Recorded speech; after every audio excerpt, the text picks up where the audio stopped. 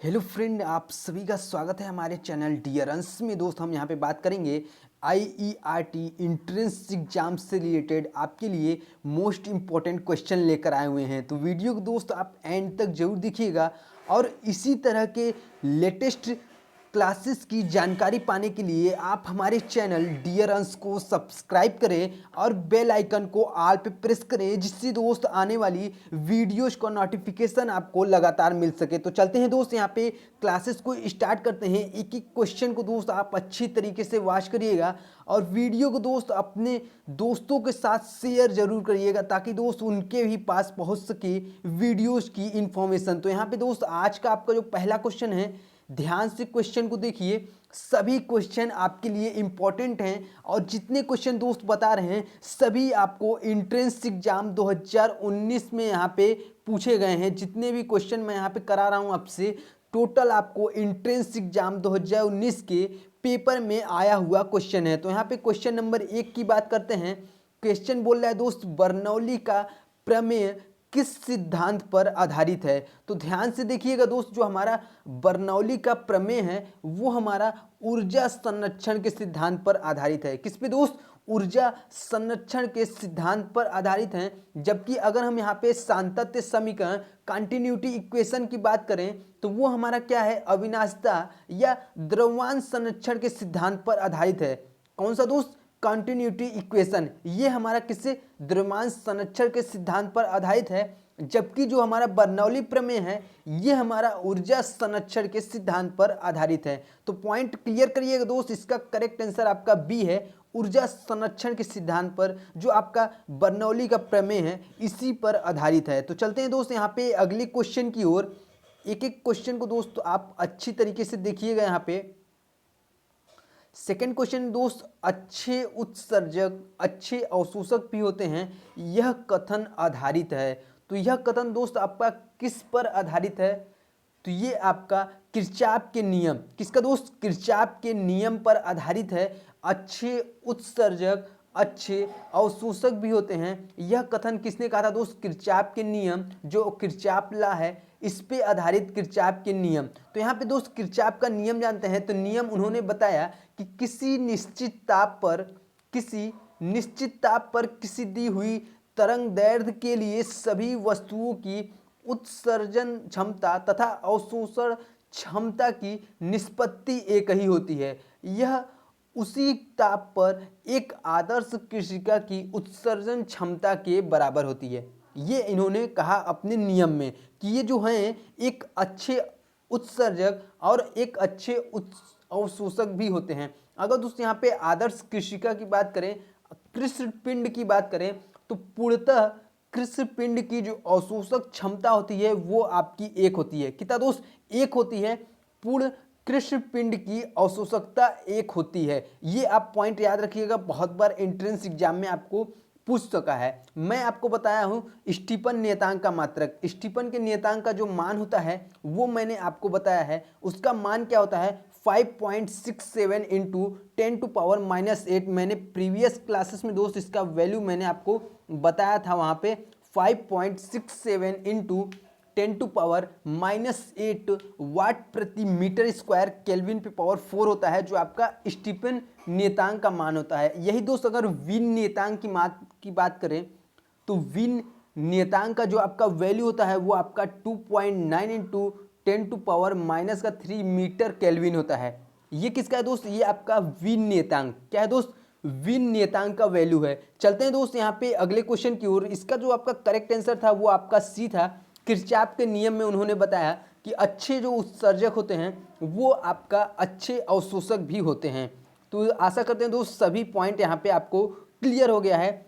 चलते हैं दोस्त यहाँ पे अगले क्वेश्चन की ओर। अगला क्वेश्चन है दोस्त, यहाँ पे ध्यान से क्वेश्चन को देखिए। बोल रहा है शॉर्ट सर्किट के समय परिपथ में विद्युत धारा का मान क्या होता है? ठीक है, तो इसमें जो अगर आपको ध्यान से समझिएगा, जो आपका लघुपथन अर्थात शॉर्ट सर्किट के समय जो परिपथ में विद्युत धारा होता है उसका मान जो होता है वो आपका बहुत ही अधिक बढ़ जाता है। उसके समय क्या होता है दोस्त? विद्युत का मान जो होता है वो आपका बहुत ही अधिक बढ़ जाता है जब हम किसी सजीव तार अर्थात लाइव वायर और उदासीन न्यूट्रल वायर को दोनों एक साथ संपर्क में आ जाए, तो इसे हम क्या कह सकते हैं, इसे हम शॉर्ट सर्किट कहते हैं। क्या कहते हैं दोस्त? शॉर्ट सर्किट कहते हैं। जब दो तार एक ही आपस में संपर्क में आ जाते हैं तो प्रतिरोध, जो आपका परिपथ का प्रतिरोध होता है वो अत्यधिक कम हो जाता है।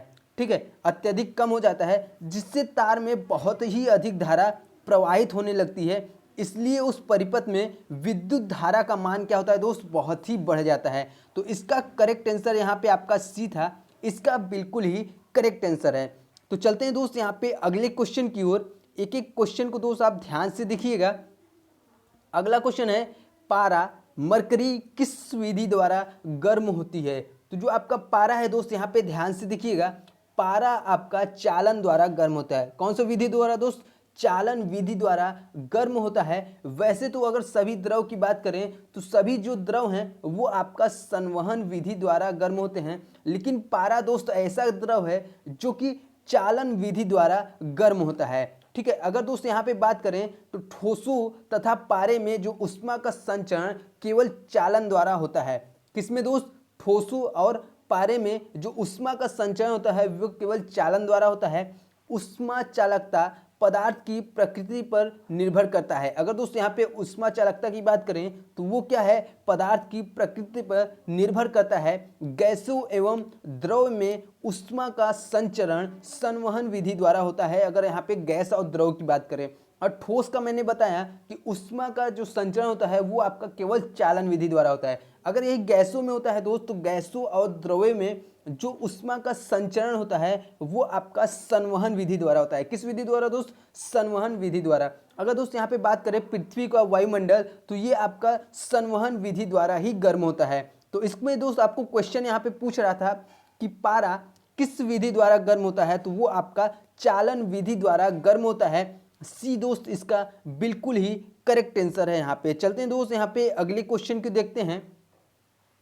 अगले क्वेश्चन है दोस्त यहाँ पे, दूध से क्रीम निकालने में बल लगता है। तो दूध से क्रीम निकालने में कौन सा बल लगता है दोस्त? यहाँ पे ध्यान से समझिएगा, बहुत ही इंपॉर्टेंट क्वेश्चन है। इसका दोस्त जो आपका करेक्ट आंसर है वो आपका ए है, अपकेंद्री बल लगता है। क्या दोस्त? दूध से क्रीम निकालने में अपकेंद्री बल, जिसे हम सेंट्रीफ्यूगल फोर्स कहते हैं, वो हमारा यहाँ पे लगता है। अपकेंद्री बल को छदम बल या जड़त्वीय बल भी कहते हैं। ठीक है, अब दोस्त यहाँ से जानते हैं जो अपकेंद्री बल, तो अपकेंद्री बल की दिशा अभिकेंद्री, जो आपका सेंट्रीपिटल फोर्स होता है, उसके विपरीत होती है। ठीक है, अगर यही बात करें दोस्त वृत्ताकार परपथ में, अपकेंद्री बल केंद्र के बाहर की ओर लगता है। किसमें दोस्त? केंद्र की बाहर की ओर जो आपका अपकेंद्री बल लगता है। अगर यही दोस्त हम अभिकेंद्री की बात करें तो अभिकेंद्री बल जो होता है वो आपका केंद्र की ओर लगता है। किसमें दोस्त? केंद्र की ओर लगता है।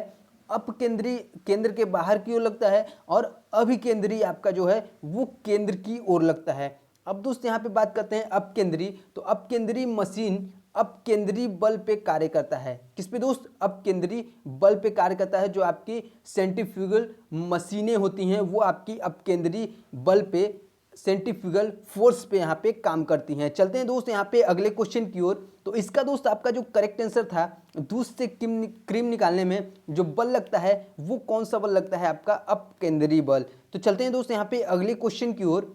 एक एक क्वेश्चन को दोस्त आप देखिएगा और वीडियो को दोस्त आप शेयर जरूर करिएगा, ताकि दोस्त आपके सभी जो आपके दोस्त हैं उनके पास भी वीडियो का इंफॉर्मेशन पहुंच सके। तो यहाँ पे दोस्त अगले क्वेश्चन आपका था, वस्तु की मात्रा बदलने पर क्या अपरिवर्तित रहेगा? इसमें दोस्त आपके चार ऑप्शन हैं। तो इसका जो आपका करेक्ट आंसर है वो आपका ए है। वस्तु की अगर मात्रा को बदलेंगे तो उसके घनत्व डेंसिटी में कोई भी परिवर्तन नहीं होगा। क्या दोस्त? उसके घनत्व डेंसिटी में कोई भी परिवर्तन नहीं होगा, जबकि जो आपका भार है, द्रव्यमान आदि क्या है, सभी आपके बदल जाएंगे। भार की बात करते हैं तो ये भी आपका चेंज हो जाएगा, द्रव्यमान भी चेंज हो जाएगा, आयतन भी चेंज हो जाएगा, लेकिन दोस्त आपका जो डेंसिटी है, घनत्व है, वो आपका सेम रहेगा। अगर दोस्त यही बात करते हैं घनत्व, तो किसी वस्तु के एकांक आयतन में निहित पदार्थ की मात्रा उस वस्तु का घनत्व कहते हैं जिसे हम डेंसिटी कहते हैं। अर्थात अगर डी की बात करें यहाँ पे तो फार्मूला होता है दोस्त यहाँ पे डी इक्वल टू एम अपान में वी। यहाँ पे डी क्या है दोस्त, ये आपका घनत्व है। एम की बात करें तो एम आपका क्या है, ये आपका मास है, द्रव्यमान है यहाँ पे। और वी क्या है दोस्त, यहाँ पे वॉल्यूम है, आयतन है यहाँ पे। ठीक है, तो ये आपका फार्मूला हो गया डी इक्वल टू एम अपान में वी। अब दोस्त यहाँ पे बात करते हैं कमानीदार तुला। ठीक है, कमानीदार तुला द्वारा वस्तु का भार मापते हैं, जो आपका वस्तु का भार मापते हैं, किससे मापते हैं दोस्त, कमानीदार तुला द्वारा। जबकि भौतिक तुला द्वारा क्या करते हैं, वस्तु का द्रव्यमान मापते हैं। भार मापने के लिए क्या करते हैं दोस्त, हमें तुला का प्रयोग करते हैं जिसे हम कमानीदार तुला कहते हैं। और अगर द्रव्यमान की वहाँ पे गणना करना है तो उसके लिए हम भौतिक तुला का प्रयोग करते हैं। तो इसका दोस्त आशा करते हैं सभी पॉइंट यहाँ पे क्लियर हो गया।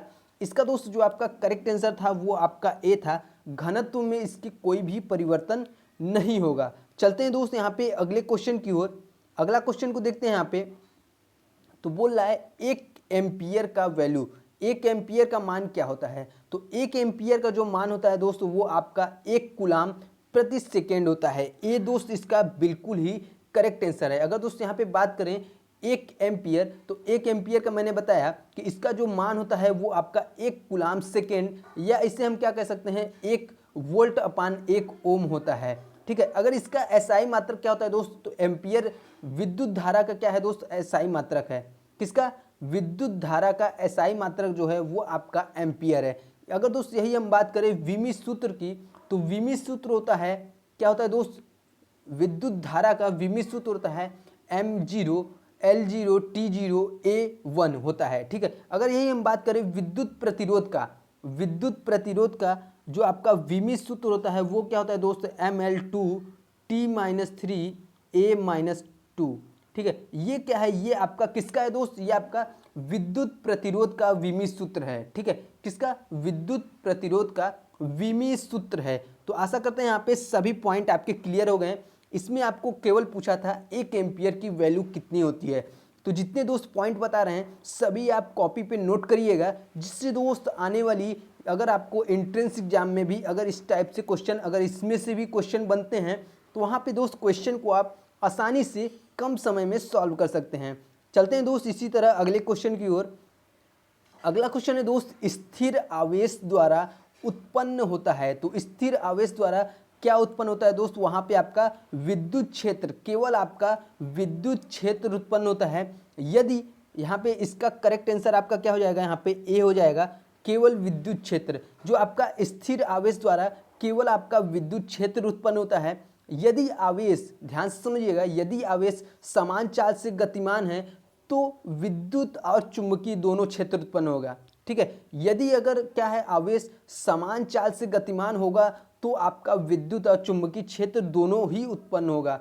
ठीक है, लेकिन यहाँ पे दोस्त स्थिर आवेश द्वारा जो उत्पन्न होगा वहाँ पे आपका केवल विद्युत क्षेत्र ही उत्पन्न होगा। अब दोस्त यहाँ पे बात करते हैं पॉइंट की। तो इलेक्ट्रॉन, प्रोटॉन और न्यूट्रॉन क्वार्कों से मिलकर बने होते हैं। किसके दोस्त, यहाँ पे क्वार्कों से मिलकर बने होते हैं। अगर एक पॉइंट यहाँ पे देखें तो यदि आवेश त्वरण के साथ गतिमान है तो विद्युत क्षेत्र तथा चुंबकीय क्षेत्र उत्पन्न होने के साथ साथ ऊर्जा का भी उत्सर्जन होता है। कब होता है दोस्त, अगर आपका जो आवेश है वो त्वरण के साथ, एक्सीलरेशन के साथ गतिमान हो तो जो विद्युत क्षेत्र और चुंबकीय क्षेत्र जो उत्पन्न होने के साथ साथ क्या होगा, उसमें आपका ऊर्जा भी निहित होगा। क्या होगा दोस्त, ऊर्जा भी आपका उत्सर्जन होगा। ठीक है, तो जितने पॉइंट बता रहे हैं दोस्त आप कॉपी पे नोट डाउन करिएगा, और एंट्रेंस एग्जामिनेशन देने से पहले आप उससे एक बार रिवीजन जरूर करिएगा।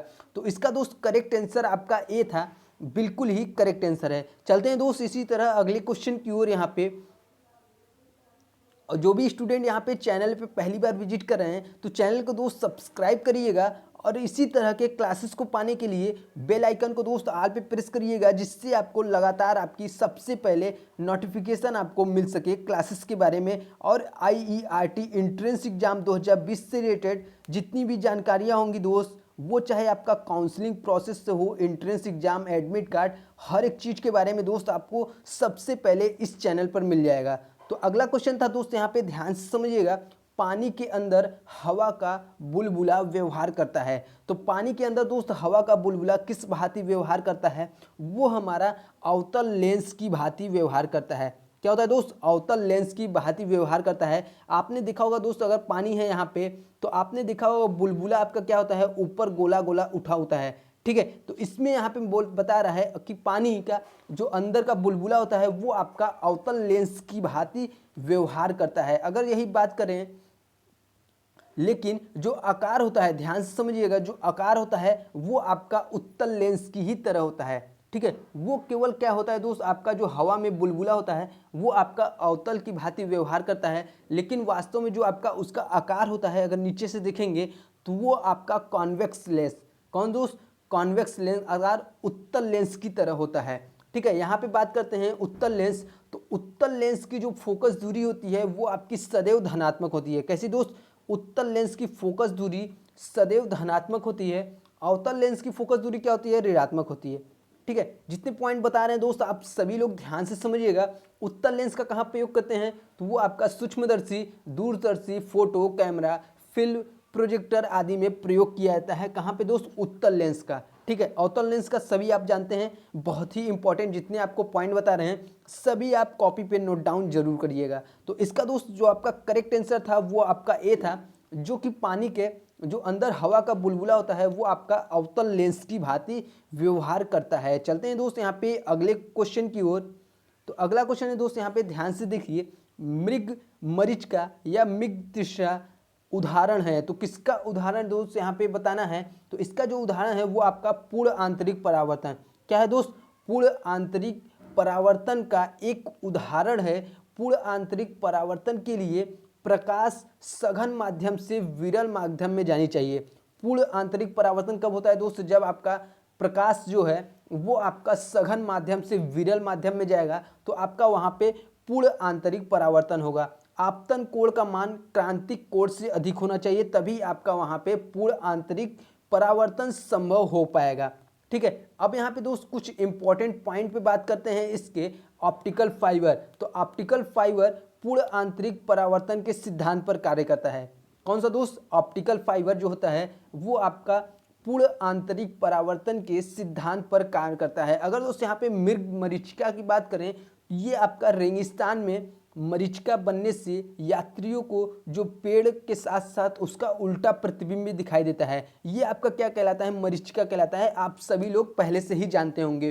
तो बहुत से जो ठंडे देश हैं दोस्त, वहाँ पे मरीचिका बनने से समुद्र पर या बर्फ के क्षेत्रों में जो दूर की वस्तुएं होती हैं वो उसकी जो प्रतिबिंब होती हैं वो वायु में क्या होती हैं दोस्त? उल्टे दिखाई देते हैं। तो उसका कारण जो है वो आपका क्या है? यहाँ पे मरीचिका है। ठीक है, तो इसमें दोस्त आपको जो एग्जाम्पल पूछा था वो किसका एग्जाम्पल था? पूर्ण आंतरिक परावर्तन का। किसका दोस्त?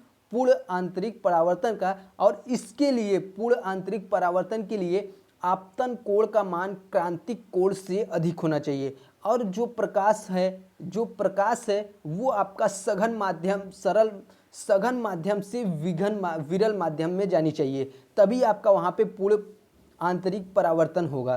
तो इसका दोस्त करेक्ट आंसर आपका ए था। चलते हैं दोस्त यहाँ पे अगले क्वेश्चन की ओर। यहाँ पे अगला क्वेश्चन है दोस्त, विशिष्ट चालक का मात्रक क्या है?